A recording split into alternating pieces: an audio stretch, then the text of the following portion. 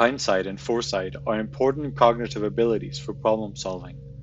We use foresight to predict future events to act accordingly, while hindsight is intrinsically linked to foresight, as we cannot construct a predictable future without our past experiences and knowledge. When playing video games, the overarching structure is to make decisions, learn, and understand from past experiences, which allows the player to predict what lies ahead and as a result, overcome the next challenge. While hindsight and foresight are relevant for many types of game genres, we believe that interactive storytelling is an interesting game genre to test and evaluate continued hindsight and foresight. This leads us to the motivation of this paper, to create and validate a proposed measurement tool for players' continuous hindsight and foresight throughout an interactive story.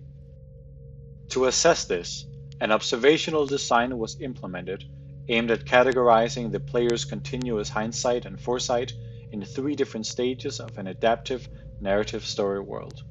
To validate the metric, we created an interactive emergent experience that is benefited by the implementation of the in-game metric.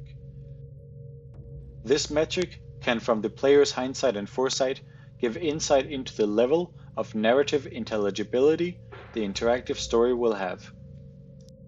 In the game, the player takes the role of a detective set out to investigate the disappearance of the citizens of a small village. Throughout the experience, the player will find several houses which will have randomly placed clues in the likes of notes and objects. The adaptive system will place clues that correspond to the theme of previously discovered clues, which fits within 3 villain categories: a witch, a vampire, or a zombie. Finally, the player will be forced to flee the area and the game will end.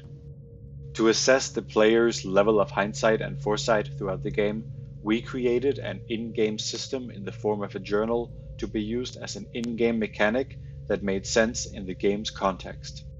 By collecting this data and observing which clues the player interacted with, we plan to answer the following hypothesis at each event based on what we predict the player would be able to understand, which in turn will provide us with the level of narrative intelligibility at those 3 stages. The hypothesis for each event is as followed. After event 1, players can correctly infer that the people of Woodhaven has been killed, but not what has killed them. After event 2, players can to some degree infer what thing could be responsible for the murders.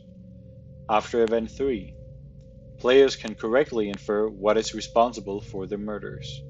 The results showed that the players' journal responses did give insight into the player's hindsight and foresight, and through analysis of their responses, we propose 5 categories of hindsight and foresight.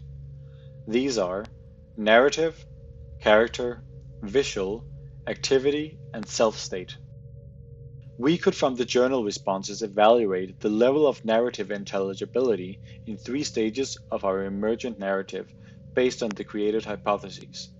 This showed a frequency of 19 out of 19, 10 out of 19, 7 out of 19 respectively for each event. In hindsight, we can see several improvements to make to further validate this in-game metric for assessing hindsight and foresight. We foresee that future research into this system should consider the context the journal is placed in, as well as include questions targeted towards the hindsight and foresight categories we proposed.